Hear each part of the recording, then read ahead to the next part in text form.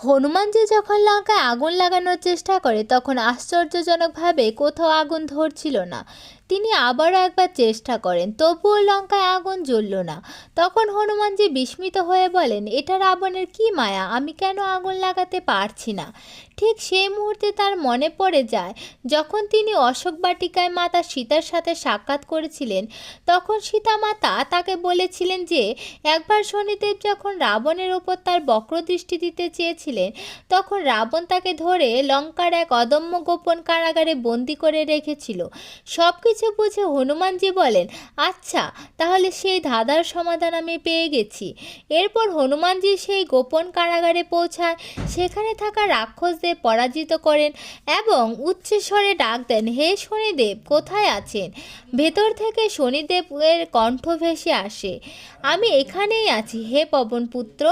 হনুমানজি সঙ্গে সঙ্গে কারাগার ভেঙে ফেলেন এবং শনিদেবকে বন্দিত্ব থেকে মুক্ত করলেন। তারপর হনুমানজি শনিদেবকে বলেন, আমি বহুবার লঙ্কায় আগুন লাগাতে চেষ্টা করেছি কিন্তু কোথাও আগুন ধরছে না।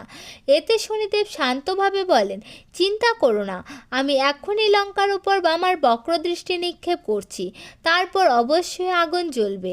এরপর শনিদেব লঙ্কার উপর তার বক্রদৃষ্টি দেন এবং তখন আবার হনুমানজি আগুন লাগাতে গেলে সত্যিই লঙ্কা দাউ দাউ করে জ্বলে ওঠে। আপনিও যদি হনুমানজির ভক্ত হন তবে জয় বজরং বলি লিখবেন।